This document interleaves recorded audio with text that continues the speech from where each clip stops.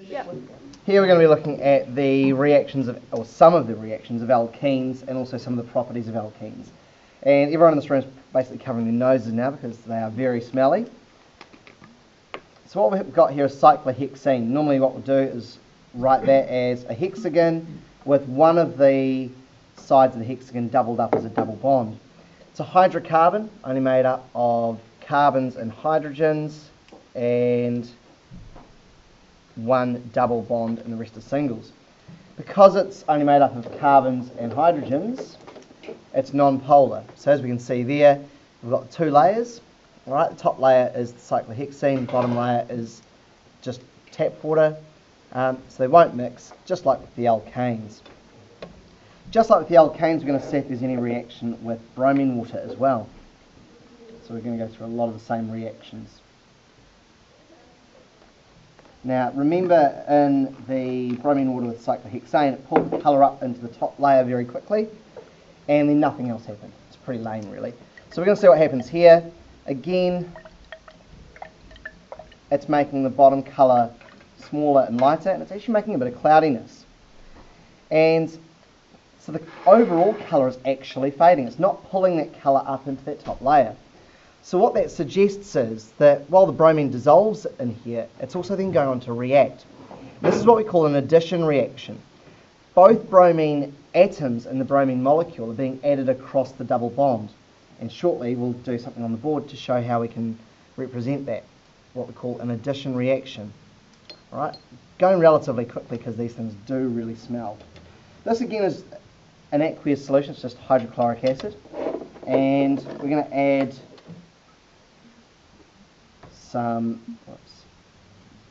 more cyclohexene to that. And again we get two layers and not a lot happening, just like water.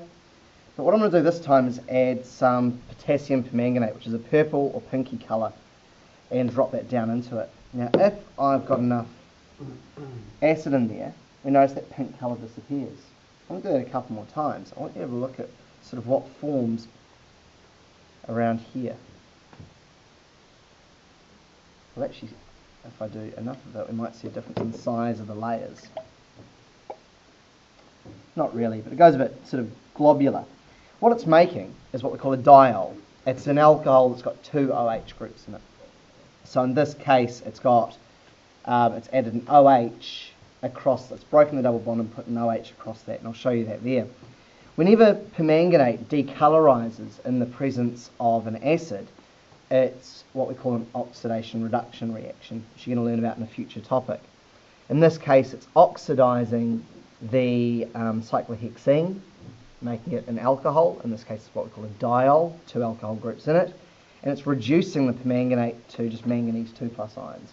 So it's quite a complex reaction, very hard to balance, so we're not going to even bother balancing it in this topic. We might have to in the future topic, but not in this one. So just show you again, because I think that's quite a cool one.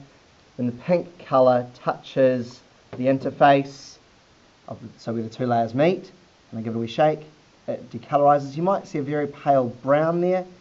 That's a little precipitate forming called manganese dioxide that sometimes is an unwanted waste product from that.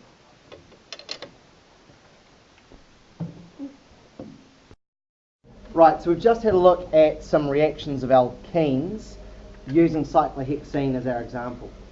And in it I said that it's easiest to represent cyclohexene as a hexagon with one of the lines doubled up. This is what I mean, okay? Something like that. In our first observation, we saw that the alkene did not dissolve in water. It was immiscible. And there's not really a reaction I can show you for that. But just knowing that this represents CH2, CH2, CH2, CH2, CH, CH, might show you why it doesn't dissolve in water. There's only carbon, carbon, and carbon-hydrogen bonds, so it's a non-polar molecule, so it doesn't dissolve. Right, our first reaction was what I called an addition reaction, where I had my cyclohexene being added to bromine water, so bromine dissolved in water. And we saw that the orange colour became a yellow colour as the bromine is being pulled out of the aqueous solution, going into the non-polar solvent. But actually the non-polar solvent stayed colourless. It went a little bit cloudy, but it mainly just stayed colourless. So the bromine was being what we call decolorized. Just so you're aware, this doesn't require ultraviolet light like the substitution reaction with alkanes. All right? What happens is that this double bond breaks and the bromine comes in like this, making this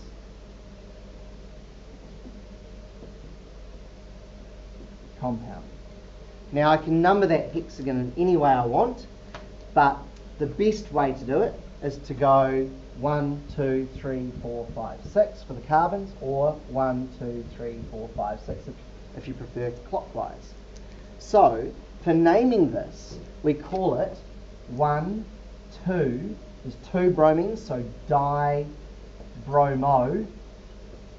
So rather than bromine, it's bromo. It's had bromine added to it. And it's now lost the double bond, so it's cyclohexane, because the double bond is gone.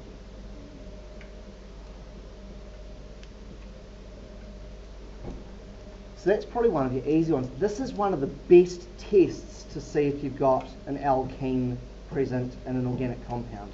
Does it do an addition reaction with bromine? If it does, it probably has an alkene in it. Okay. Now there are other addition reactions. There are other ones. For example, if I use dilute sulfuric acid and a bit of heat, then it will add a hydrogen to one side and an OH to the other side of the double bond. So that's a good example. If I used HCl, then, and again with enough heat, the H will go into one carbon and the chloride will go onto the other, making a chloroalkane. So there's a few things there. To be honest, with that one you need more than just a bit of heat. It needs to be concentrated and you need a lot more happening. But there are other types of addition that exist out there. And the last one we did was what we call an oxidation-reduction or redox reaction, where we had our cyclohexene. And I'm not going to show plus anything here because it's too hard to balance and you don't need to be able to do that. So I'm going to put acidified permanganate on top of my arrow there. H plus to say it's been acidified. MnO4 is the purple stuff. Okay, MnO4 negative. What happens there is that it takes hydroxides out of the water that I put in it and puts an OH on each side, making what we call a diol. So it's a 2-alcohol thing. And this one's a bit harder to name, so I'm going to give you this one. Again, the double bond's made, so it's a cyclohexane derivative. So normally what we'll say is 1, 2, cyclohexanediol. So it's just cyclohexane diol. Again, I need my 1 and 2 to say which carbons those OH groups are on. And there's another way you can name that. It's cyclohexane 1,2-diol. You'll see sometimes that people put the numbers in the middle of the name to make it a bit easier. All right. So those are the equations to go with the reactions that we just saw.